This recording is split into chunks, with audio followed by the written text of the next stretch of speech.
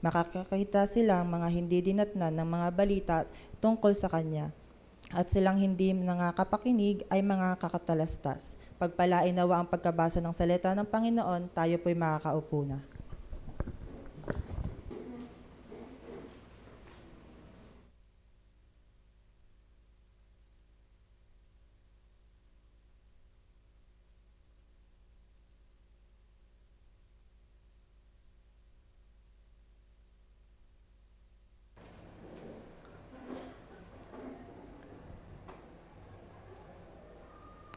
Amen.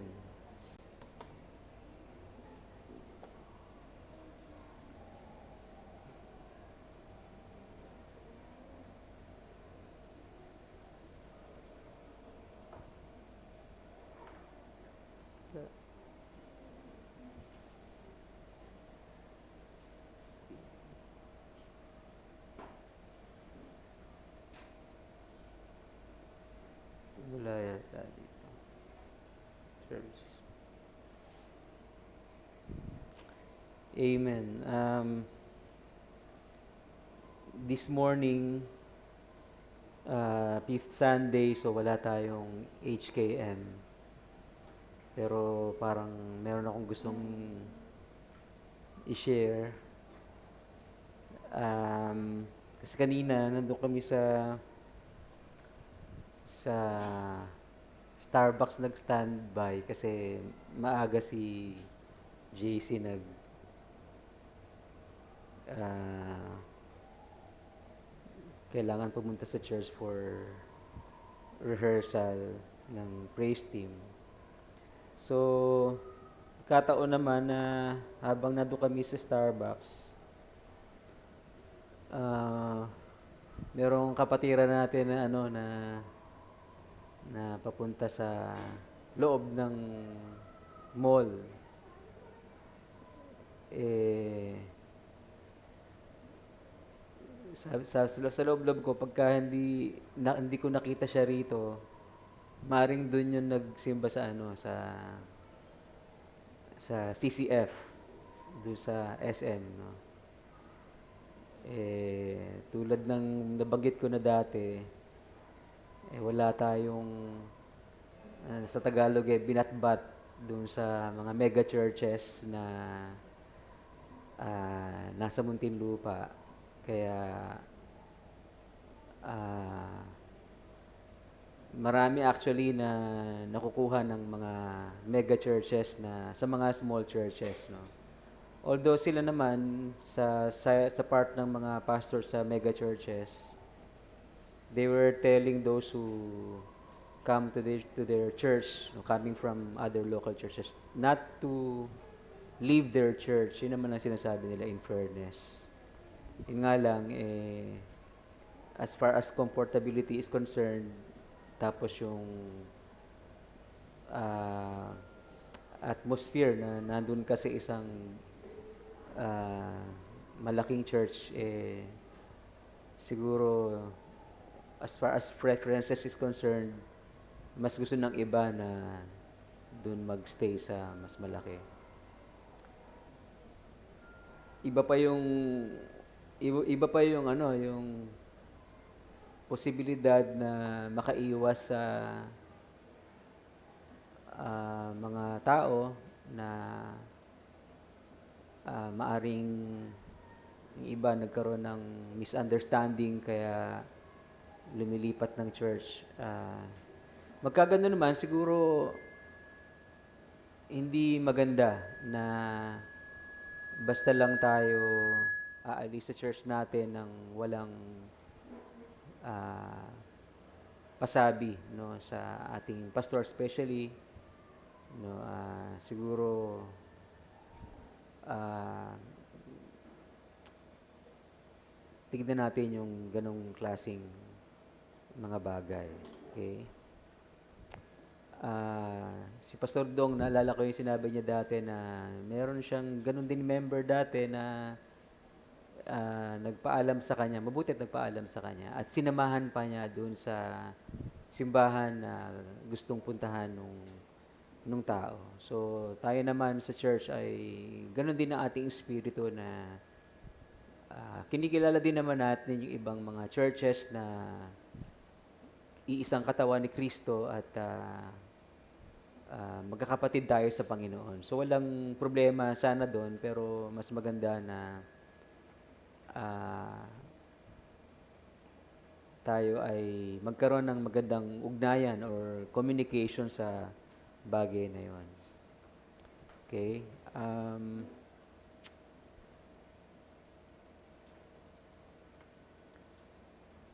Sa Romans chapter 15 verses 20 to 21,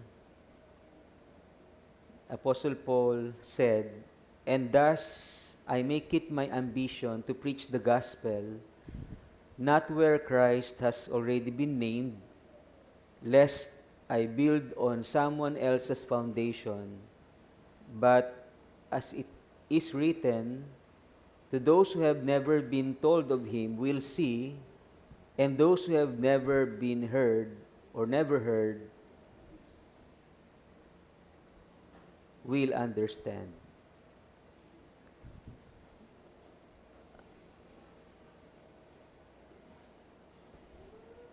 Gusto ko na tignan natin yung word na ambition. Okay. Meron ba sa inyo? Wala kasi rito, hindi nag-a-appear sa akin.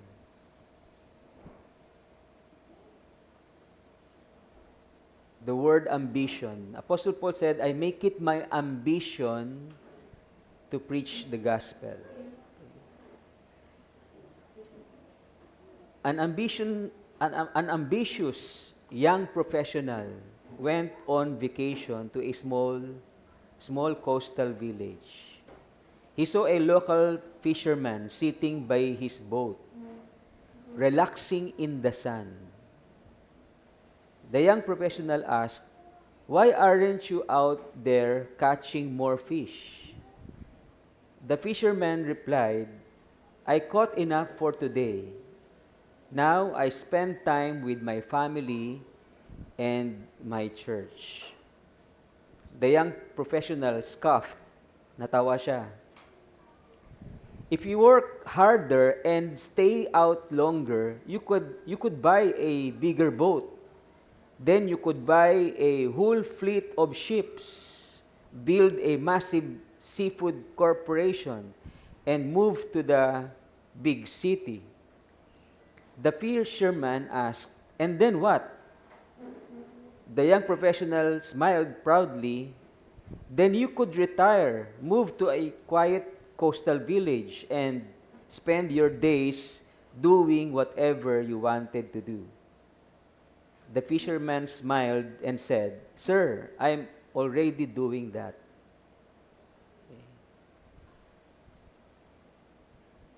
Many people have this ambition to become rich to the point that they neglect or no longer have time for their family and the church. What is your ambition in life? Kasama ba dun sa ambition mo yung family mo? Kasama ba dun sa ambition mo yung church? At ang Diyos? Ang word ni Lord para sa atin for this morning ay pinamagatan na ambition for church mission. It is my prayer that all of us will have this ambition or desire in life to do what the Lord wants us to do as a church. Let's bow our heads and let's pray. Heavenly Father, we thank you so much for this day and this wonderful opportunity that you have given us to worship you, to honor your name, and to hear from you, Panginoon. Salamat sa presence ng inyong Holy Spirit. We acknowledge you in our midst, and we thank you for how you're going to teach us your word through your servant. Thank you for Apostle Paul, whom we are trying to look up to, and from his example, we thank you because we can also have this ambition, Lord, to preach the gospel to as many people as possible. In Jesus' name we pray. Amen.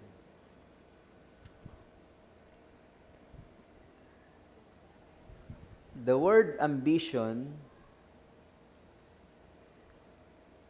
which Paul used in our text, is a compound word.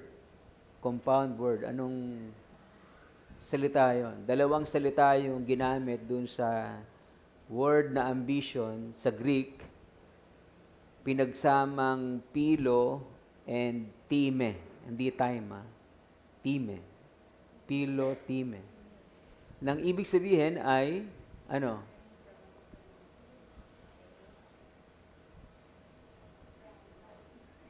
Pilo means friend or love, and then yung time, time, na time, time, in Greek, means honor. So, it means aspiring for what is honorable. And Paul has an honorable thing which he aspires to do in his lifetime. And that is to preach the gospel or the good news of salvation in Jesus Christ. There was a survey, the baseline statistic frequently cited by church leadership networks is that between 91% to 95% of Christians have never verbally shared the gospel or led someone to salvation. 90 to 95% of Christians, according to survey, are not leading someone to Jesus Christ. This means that only 5 to 9% of Christians make it part of their ambition to share Jesus Christ to others. So, let's say we are 100 total number of members in this church. So, 5%, how many is that? Only 5 out of 100 members, 5 to 9 members make it part of their ambition to share Jesus Christ with others. Perhaps this is related to the decrease of Christians aspiring to become pastors. Kaya siguro kakaunti na yung gusto magpastor kasi 5% lang ng Christians ang nagsishare ng gospel sa iba. Survey says that there was a decrease of 20 to 57% of students enrolling in evangelical seminaries for the past 10 years. Pababa ng pababa yung bilang ng mga aspirants na maging pastors.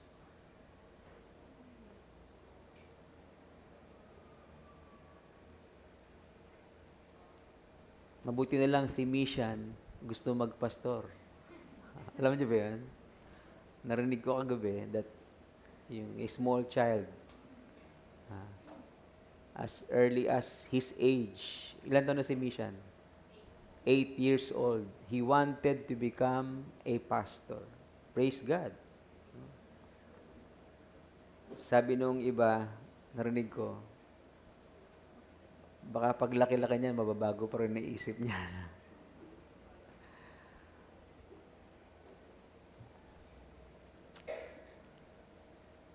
So there are two things that we need to pray for. Ano kaya yung pag-pray natin? Pray that we make it our ambition to share the gospel or the good news of salvation in Jesus Christ. Would you pray with me about this? Ha? Ipanalangin natin na tayo ay magkaroon ng desire, pilotime. Ano yung pilotime? Ha?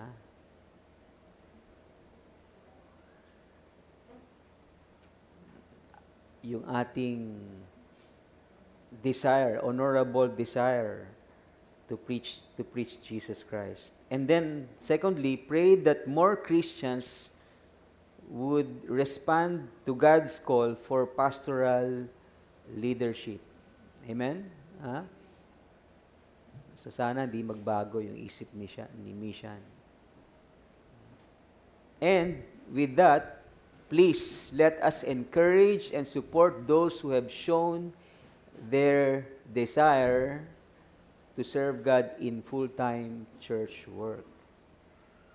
Kasi minsan, dala ng kahirapan, anak, huwag ka na lang magpastor. Kailangan namin ng tulong mo. No? Parang ganon yung nangyayari. So, kaya siguro kakaunti na lang yung mga nagpapastor dahil ang tingin ng mga parents, baka hindi sila sumagana, umasenso, o makaahon sa kahirapan. So let's encourage, let's pray that many more Christians, and once someone expressed his or her desire to serve God in full-time ministry, we as parents should pray for them and support them. Amen po? Ha?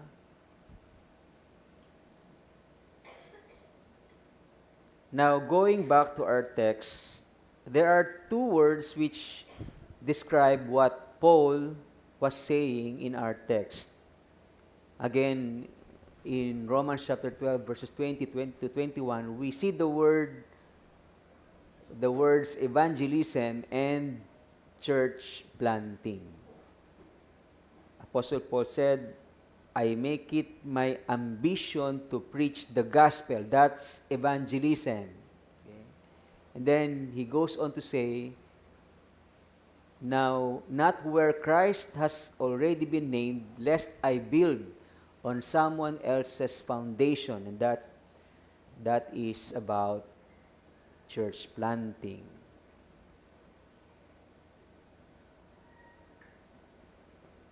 Dun sa unang word, evangelism, si Billy Graham, ang kanyang definition ng evangelism ay ito. Evangelism is the proclamation of the good news of Jesus Christ na may specific objective na i-lead ang individual sa isang saving personal knowledge of Him. Tinitignan to ni Billy Graham na isang actively bearing witness to the message of salvation to reconcile humanity to God. And this is exactly what Paul was doing. He said, I make it my ambition, pilotime, to preach the gospel of our Lord Jesus Christ. Did you know that Billy Graham reached more people to Christ than what Paul has accomplished in his lifetime? Alam niyo ba yun? Others suggest that Paul impacted millions. But Billy Graham preached the gospel to an estimated 215 million people in person across more than 185 countries. And through his lifetime of live crusades, radio and television broadcasts, his total audience likely surpassed 2.2 billion people. Wow. Dami, no? No other evangelist in Christian history has surpassed Billy Graham. He is considered by many historians to be the most influential evangelist since the Apostle Paul. Nung pinag-aralan namin yung church history, church missions, wala ang observation ng author ng book, walang siguro na makakagawa pa ng nagawa ni Billy Graham.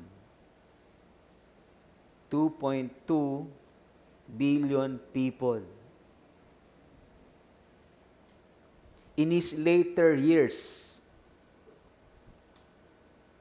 as his physical health declined, Billy Graham often expressed that his deepest remaining desire was to continue preaching the gospel. Grabe, no? Tayo kaya, pagtanda kaya natin, ano kaya yung gusto pa nating gawin sa buhay na ito? Second, yung word na church planting. Ang church planting, ayon sa natin, God question, ay yung process ng pag-establish ng bagong local Christian congregations. Nakapaloob dito yung evangelism, discipling new believers, training local leaders, and organizing the worship community. At ang ultimate goal ay maging autonomous, self-sustaining body of believers, yung church that can independently multiply. According to the survey, Paul planted around 9 to 14 local churches during his missionary journeys. 9 to 14 local churches. Marami rin, no? In the Philippines, there is an estimate of 12 churches being planted each week. Marami yun, di ba? 12 local churches being planted each week. Globally, researchers and missiologists estimate that approximately 3,500 to 4,000 new churches are opened every single week. Marami din. Yeah. 3,000 to 4,000.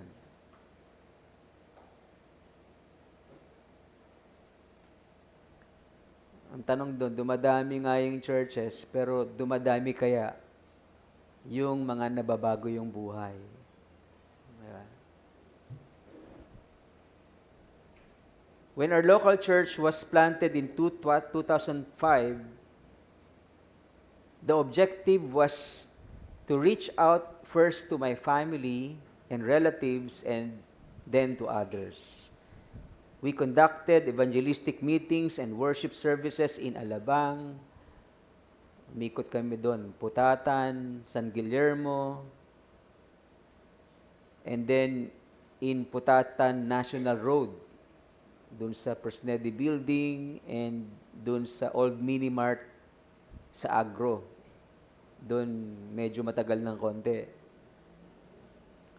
God finally gave us a permanent place here in this building where we held worship services and discipleship trainings. 3 local churches helped us with manpower and equipment.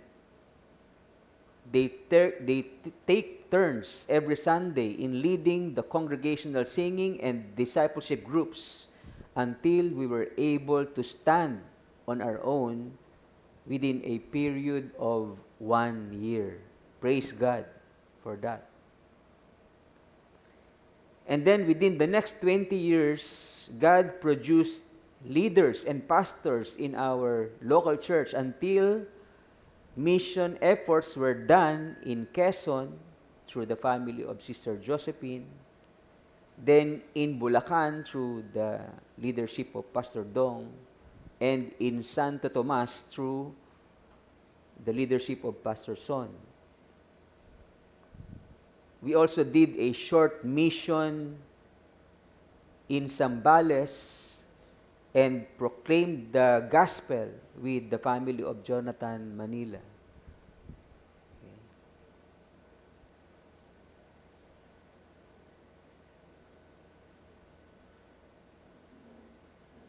We did a follow-up with them via video call and taught our discipleship lessons. It had not grown to become a local church, but we are thankful for the privilege of planting the seed of God's Word in their hearts.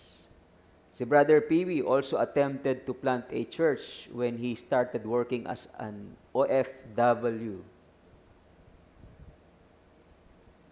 He started holding Bible studies and was close to having gathered his contacts for a worship service, but it did not go as planned.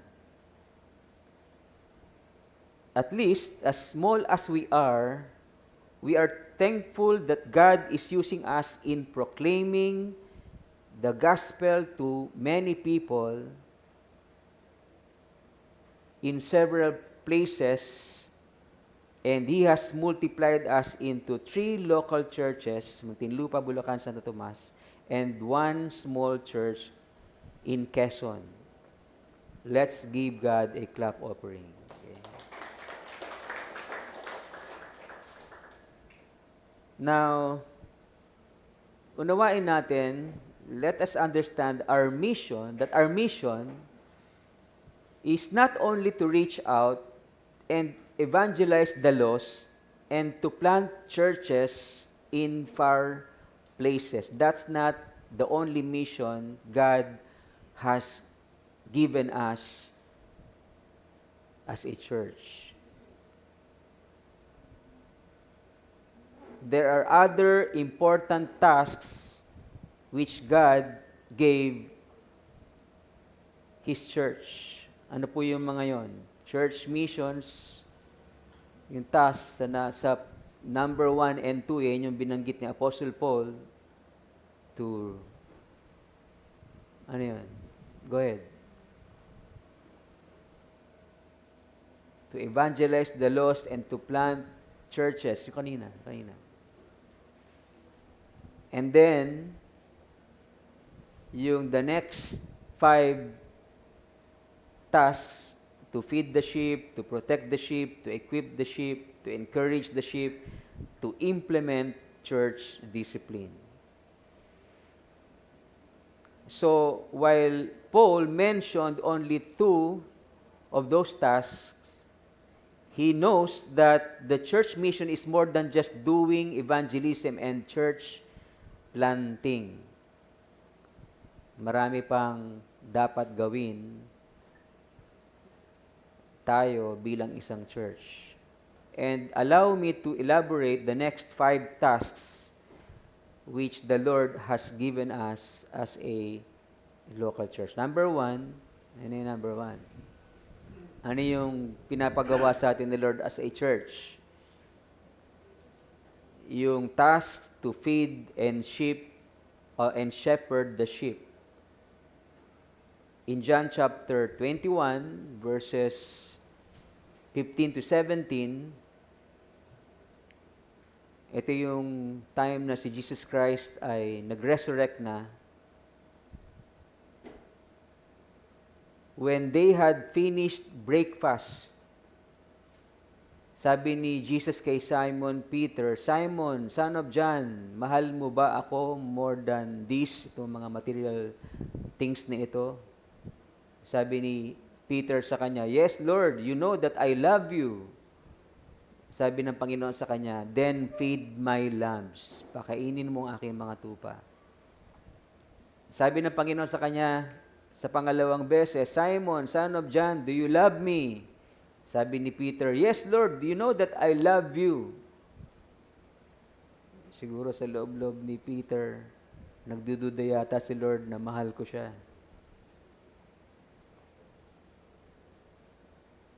And then Jesus Christ said to him, tend my sheep. Kung talagang mahal mo ko, tend my sheep. Shepherd my sheep.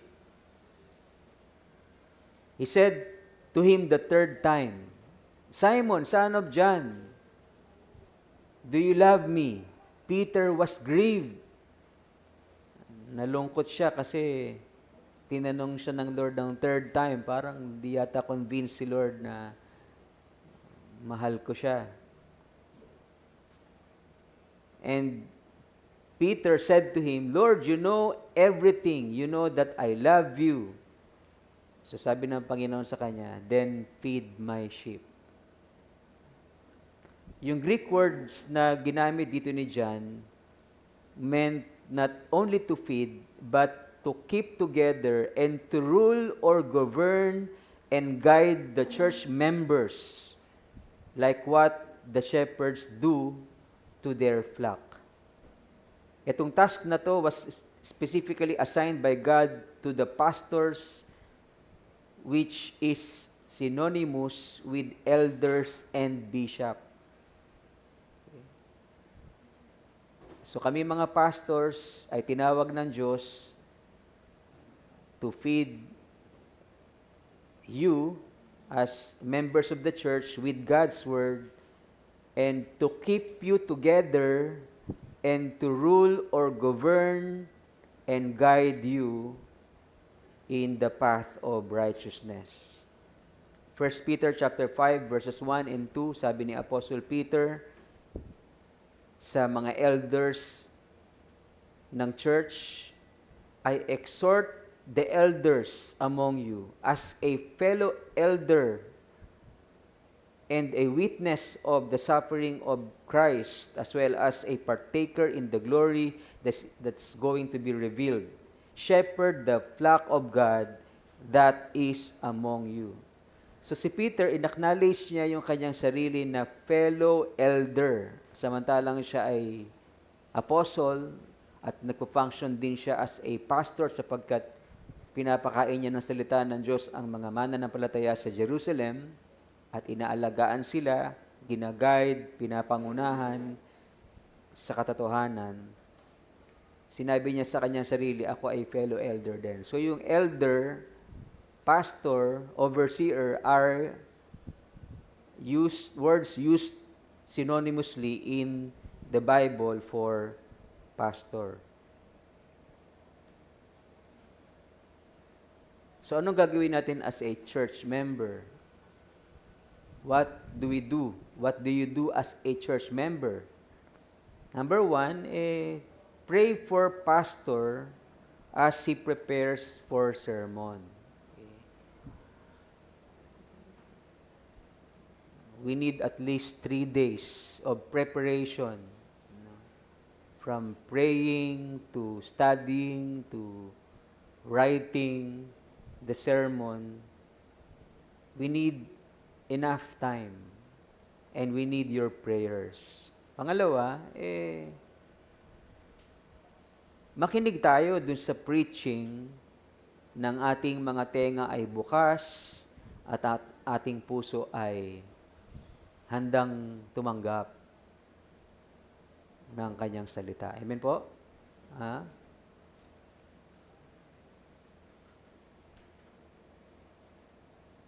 So, anong gagawin natin as church members? Makinig. Ayan. Panalangin ng ating pastor. At i-allow natin, ano yung pangatlo? Yung pastors or yung synonym niya ay elders to rule or govern and guide you. Ayan. I-allow natin.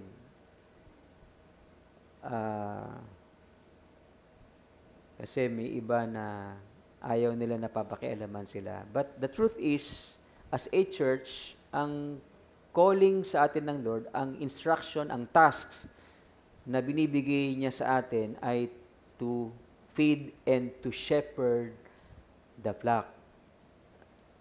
So, binigyan kami ng Diyos ng responsibility to guide you, to rule over you, not only to feed you. Okay? Yun yung Greek word na ginamit doon sa verse na ating binasa kanina. Hindi lang siya tungkol sa preaching. Ang role ng pastor is not only to preach the gospel, but also to shepherd the flock of the Lord Jesus Christ. And shepherding, doon sa sinabi ni Jesus Christ, means not only to feed, but to keep together and to rule or to govern and guide the church members. So allow us to rule or govern and guide you. Okay. Pag may problema kayo, pwede namin kayong gabayan ng salita ng Diyos. Pag meron kayong mga tanong sa buhay, we can give you specific instructions from the Bible on how you will go about and solve your problems. Another task which the Lord has given us as a local church is what? Yung assignment na protektahan yung sheep. Okay? Acts chapter 20 verses 28 to 30, pray or pay careful attention to yourselves and to all the flock in which the Holy Spirit has made you overseers to take care of the church, which He obtained with His own blood. I know that after my departure, fierce wolves will come in among you, not sparing the flock. And from among your own selves will arise men speaking twisted things to draw away the disciples after them. Ito po ay instruction ni Apostle Paul sa Ephesian elders. And Paul was talking about false teachers, yung fierce wolves na darating pagkaalis niya, yun po ay mga false teachers. So again, the role of pastors or elders is to protect the church members from what? False teachers. So pag nag-evangelize tayo, sila Pastor Son, nag-evangelize dun sa Santo Tomas, eventually magiging local church yun, so they should or he should protect the church from false teachers. So anong gagawin natin as church members? Anong gagawin natin? So hayaan natin yung pastors or elders grow by having a continuing education. Kasi kailangan namin kayong turuan, di ba? Kailangan namin kayong protektahan sa false teachers. So, we need to grow more in our understanding of truth. Yeah. Kaya hayaan nyo kaming mag-aral, suportahan kami sa pag-aaral, para nang sa gayon kami ay lumalim sa salita ng Diyos, na magawa naming pakainin ang mga tupa ng salita ng Diyos in all truth at protektahan ang flock ng Panginoon from false teachers. At the same time, as church members, wag tayong mag-interpret ng Bible within and among ourselves or alone by yourself. Let's interpret the Bible as a church. So mag-attend tayo. We just opened our Bible study, and our purpose in studying the Bible is not only to learn, but as a church, ay magkaroon tayo ng dialogue, magkaroon tayo ng debate, magkaroon tayo ng pagsasala kung ano talaga ang teaching na galing sa mga apostles na binigay sa kanila ng Panginoon. Okay? So, ang ating church-wide Bible interpretation class or meeting ay is going to be held every Thursday, 7 p.m. Okay. Part ito ng assignment or task na binigay sa atin ng Lord na protektahan ang sheep from false teaching. Okay. That's why we have to take it seriously. Sa mga nahihirapang magpunta rito, we are open for video call, via Messenger. Last Thursday, kasama namin sa video call si Pastor Dong. Sino pa? Si Talita. Sino ba? At iba pa. Apat yata sila. Si Atelina. Sa Quezon, from Quezon. She joined us sa ating church-wide Bible interpretation. Another task which the Lord has given us as a local church is to equip the saints. Equip the saints. Ephesians 4:11 and 12, Apostle Paul said, and God gave the apostles, prophets, evangelists, shepherds, or pastors and teachers to equip the saints for the work of ministry, for the building up of the body of Christ. Again, the task of equipping the church was given at least to the pastors and teachers. Kasi hindi tayo into believing na meron pang apostles and prophets in our time. Okay?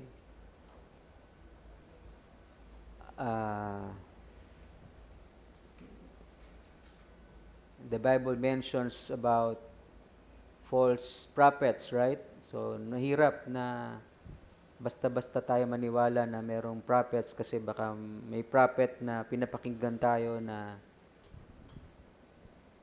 false prophet na pala. Okay. So at least yung pastors and teachers ay binigyan ng Lord ng assignment to equip the saints for work of ministry. Kasama na rin dyan yung evangelist. Kasi ang evangelist meron pa. Okay. Apostles and prophets ay meron tayong question mark. Sabi ni Rick Warren regarding this verse, members are ministers and pastors are administrators. Okay. Sapagkat sabi sa verse, ang members once they are equipped by pastors and teachers, anong mangyayari pagkatapos nun? After equipping comes what? Ministry. Ang purpose ng equipping ng members or saints is for the members to do the work of ministry.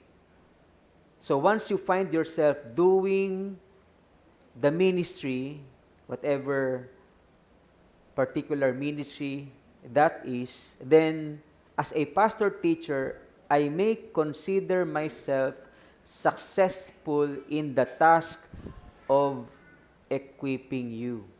Okay. Kaya sana maalis na sa atin sa isipan natin na bakit si pastor hindi niya ginagawa ito, ako gumagawa. Yun yung sinasabi ni Lord sa ating talata. Okay. Ang gagawa ng ministry ay hindi yung pastor. Kaya pag si Pastor Rick Warren, nung nagpunta siya sa Pilipinas, naka-attend ako ng seminar niya dito noon. Sabi niya, tuwan-tuwa siya. Masayang masaya siya. He was very happy when he found out that two of his members arrived at the hospital earlier than him. He was very happy. Why? Kasi after so much equipping, itong members niya ay ginagawa yung ministry. Ay iba nagagalit kapag hindi nadadalaw ng pastor, di ba? At members ang dumadalaw. Yun po yung sinasabi ni Lord. No? Ang tungkulin ng pagganap ng ministry ay hindi lang pastor. In fact, ang tungkulin ng pastor ay mag-equip para gawin ng members ang ministry. Natindihan po natin? Natindihan natin?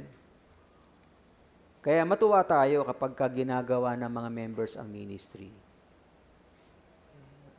We have a lot of ministries in the church and I have nothing to do with it. No? And praise God, sapagkat meron tayong mga members na equipped to do the ministry. And I consider it as a success on my part, to see that many of us, if not all, are doing exactly what the Lord wants them to do as far as ministry is concerned. Okay. So what will you do as a member? Una, go through our discipleship program. We have an equipping track. We call it an equipping track because it's a ladderized discipleship program so that you will grow as a Christian one step after another until you become a minister or until you volunteer as a minister in order to do what you are gifted at.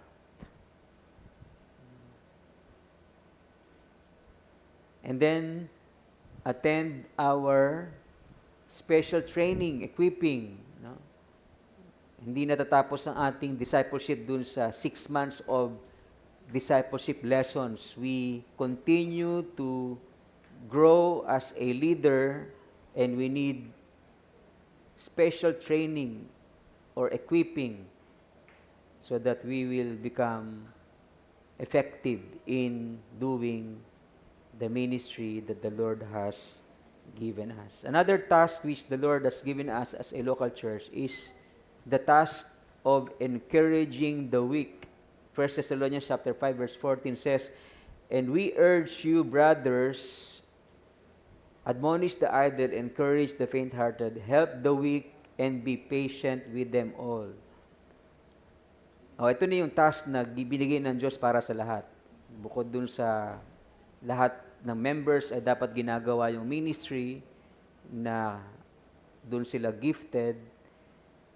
Part of your role as members is to encourage the weak. Encourage the weak. You have a duty to encourage another church member, especially those who are in need of help. So ano yung gagawin mo as a church member? Find a small group where you can be part of it, where you could be encouraged and grow as a Christian. And as you mature in faith, then you may also encourage others. Okay? So dapat i-observe natin to mga kapatid na magkaroon tayo ng small group. And Brother James and Sister Shane are the ones in charge of helping us to find or join a small group so that we can encourage one another. And then, pangalawa, maging patient tayo dun sa mga mahihina. Kasi ikaw din naman may kahinaan, di ba? Lahat tayo may kanya-kanyang kahinaan. So, maging patient tayo. Gusto natin maging patient yung iba sa atin dahil may kahinaan tayo, di ba? Gusto natin maintindihan tayo ng iba. Ganon din yung gagawin natin sa iba. Intindihin natin din sila, unawain sa kanilang kahinaan. Hindi naman maganda na gusto lang natin tayo yung uunawain sa kahinaan natin, di ba? Dapat umunawa din tayo dun sa kahinaan ng iba. Right? And encourage one another to overcome our weaknesses. And lastly, na task na binigay sa atin ng Diyos as a local church is the task of implementing church discipline. Matthew 18:15-17, if your brother sins against you, Jesus said, go and tell him his fault between you and him alone. If he listens to you, you have gained your brother. But if he does not listen, then take one or two others along with you, that every charge may be established by the evidence of 2 or 3 witnesses. If he refuses to listen to them, tell it to the church. And if he refuses to listen to even to the church, let him be to you as a Gentile and a tax collector. Itong task na to again ay task na binibigyan ng Lord, hindi lang para sa mga pastor, kundi sa lahat ng members. Church leaders only implement church discipline when there is unrepentance on the part of the person who has done wrong. Kahit na yung entire church ay sinasabi sa kanya na ang ginagawa niya ay against the will of God. Unrepentant pa rin siya. So that's the only time the church comes in and implement church discipline. But yung first part is to be done by all church members. If anyone from the church has done you wrong, then you have the responsibility. God has given you the responsibility to talk to that person privately and tell him or her his or her fault. So as church members, ano yung gagawin natin? Ang gagawin natin ay kapag meron tayong member, kapatid sa pananampalataya na nakagawa ng mali sa atin, wag natin sabihin sa iba.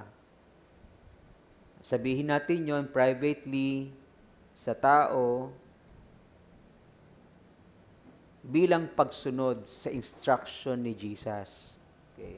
Pag ginawa mo yon, sumusunod ka sa instruction ni Jesus. Pag hindi mo ginawa yon, hindi ka sumusunod. Mahirap naman yon na hindi tayo sumusunod sa kalooban ng Panginoon. Gayong ganon ang sinasabi niya. And then, pangalawa, na pwede natin gawin as church member, ang ibig sabihin nung sinabi ni Lord, diba, pag pangatlong beses ayaw niya pa rin makinig, church na yung nagsasabi sa kanya, ayaw pa rin niyang magsisi. So, ituturing natin siyang Gentile or tax collector. Hindi ibig sabihin nun na lalayuan na natin siya. Kasi ganun ang ginagawa ng mga ng mga Hudyo nung araw. What the Jews do to Gentiles and tax collectors, they cast them out. They don't fellowship with them. They get rid of them. Okay. But hindi ganon yung ginawa ng ating Panginoon. Anong ginawa ng Panginoon sa Gentiles and tax collectors? Diba si Zacchaeus, naalala nyo, tax collector siya? Cast out siya, hindi siya nilalapitan ng mga tao. Pero si Jesus, ano sabi niya? Tinawag niya, tapos I will come and dine in with you. I will come into your house and dine in with you. So nilalapitan niya yung mga taong nilalayuan ng mga Hudyo. Okay. So in other words, once we implement church discipline to someone who is unrepentant, we don't actually turn him or her out. Yeah? But rather, we all the more reach out to that person. We welcome him or her in the church and allow him or her to hear the gospel and respond to the gospel in genuine repentance and faith. Okay? So in closing, yung ating mission as a church or yung tasks na pinapagawa ng Lord sa atin can be categorized in two ways. Or it can be categorized into two. First is the proclamation of the gospel. Okay? We proclaim Jesus to the world, and we shepherd the flock of God. Okay? Sabi ni Jesus sa John 10:27, "My sheep hear my voice." Saan yan? "My sheep hear my voice. I know them, and they follow me." If indeed you are one of Jesus' sheep, then you hear His voice very clearly, and you know that He knows you and you follow Him. Okay. Ano yung mga truths and principles in this text? Unang principle, ang isang tao na hindi nakikinig kay Jesus,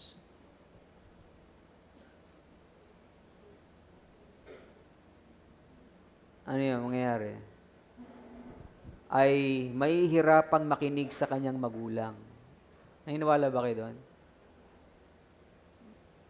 Kaya yung mga anak ninyo, hindi nakikinig sa inyo kasi hindi sila nakikinig kay Jesus.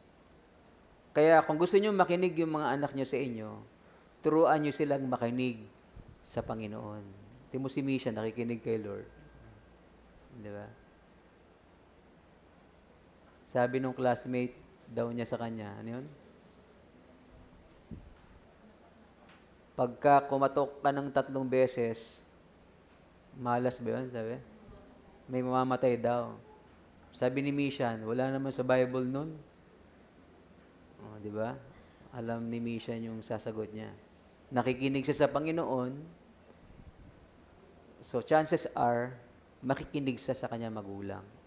Of course, yung mga bata may kakulitan minsan, pero pag sinanay mo ang anak mo na makinig sa Panginoon, madali siyang makikinig sa iyo. Amen po? At kung bakit may iba na hindi nakikinig sa pastor, dahil hindi sila nakikinig kay Lord. Ang mahirap gawin bilang pastor ay i-implement ang church discipline. Kaya nga, ipinapaunawa ko sa inyo na ang pag-implement ng church discipline is not only done by the pastor, but it is done by the local church. All of us are of one mind, together in implementing church discipline. Okay. Mahirap siyang gawin pero kailangan gawin dahil ito ang sinabi ng Lord, kung hindi siya makinig, then treat him as a Gentile as a tax collector. So this kind of people, itong mga taong hindi nakikinig kay Lord, ito yung tinatawag ng iba na difficult to be with. Mahirap pakisamahan ang isang taong hindi nakikinig kay Lord. Okay. Siyempre, di ba, hindi nakikinig kay Lord, siyempre, mahirap ngang pakisamahan. This kind of person might cause a lot of trouble and will test your patience, di ba? Talagang susubukin ng pasensya mo dahil hindi nga siya nakikinig kay Lord, hindi siya makikinig sa'yo. someone asks me, is it difficult to become a pastor? Medyo na tigilan ako ng konti doon. Mahirap ba talagang magpastor? Ito yung sagot siguro sa number 2, principle na meron sa text na ito. Mas makakatulong ka sa pagpapagaan ng burden ng pastor kung ikaw ay makikinig sa Panginoon. Amen po? Ha? Do you agree? Siguro ang sagot dun sa tanong na yon, mahirap bang magpastor? Madali lang kung makikinig ang members kay Lord. Wala namang ipapagawa, di ba, ang pastor na hindi ayon sa kalooban ng Panginoon or hindi sinasabi ng Bible. So pagka may pinagawa sa atin yung pastor na galing sa Bible, makinig tayo kasi galing kay Lord yun, salita ni Lord. And it will lighten the burden of pastors. Third, kung talagang ikaw ay tupa ng Panginoon, sheep ng Panginoon, tandaan mo na ikaw ay kilala ng Panginoon. Amen po? Jesus knows you by name. Okay? So don't let others define you in a negative way. Of course, people will see your weaknesses and will tell something that is not so good about you. But don't let their description define you. Because Jesus knows you. Di ba? Kilala ka ng Panginoon. So stand by how Jesus knows you. Ay, ano ba tayo kay Lord? Una, tayo ay sinners saved by grace. Totoo naman yung sinasabi ng Lord. There's no denying that people will tell us that we are sinners. We are doing something that is not good. And for that reason, they say something that is not too nice about us. Di ba? Because we are sinners. But the truth is, Jesus knows that you are a sinner, but you have been saved by God's grace. That's the beautiful part. Di ba?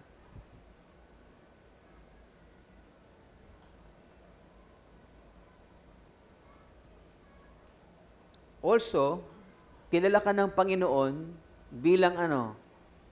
Pangalawa, bilang anak niya. You are a child of God. John 1:12, di ba? To those who received Him, to those who believed in His name, He gave them the right. God gave you the right to become a child of God if you indeed receive Jesus Christ as your personal Lord and Savior. So when sometimes you act as if you were a dragon because of the way you express your anger, remember that you are a child of God. Minsan kasi para tayong leon, tigre, kung tayo magalit sa ating asawa, sa ating anak, di ba, sa ating kapatid, puro away. Huwag nating kalimutan na anak tayo ng Diyos. Mapapansin nyo ng iba sa atin, di ba, pag nagagalit tayo, para tayong aswang, no? Dracula, no? Multo, kung magalit. Pinagsisisihan naman natin yun, di ba? We know when to repent, and overcome our bad expression of anger. Merong good expression of anger, di ba? Yung tinatawag na holy anger. But not to the point of you becoming or look like a dragon. Di ba? Pwede nating sabihin yung ating gustong sabihin in a calm and peaceful way. And also, hindi lang yun. Kilala ka ng Panginoon, di lang bilang anak ng Diyos, kundi you are a work in progress. Di ba? You are being made holy by God. One glory after another. 1 Thessalonians chapter 5:23. Jesus knows you are weak at some point. Alam niya yon. Nakikita rin yun ng asawa mo, di ba? Your spouse sees your weaknesses. But Jesus Christ is not done with you yet. You are a work in progress. Through the Holy Spirit, God is transforming you to become the person He wants you to be. So yun ang reality. No? Mapupunan ng iba yung ating weaknesses. Pero thank you kay Lord kasi kilala niya tayo. Alam niyang may weakness tayo. So, when others see our weaknesses, we don't deny it.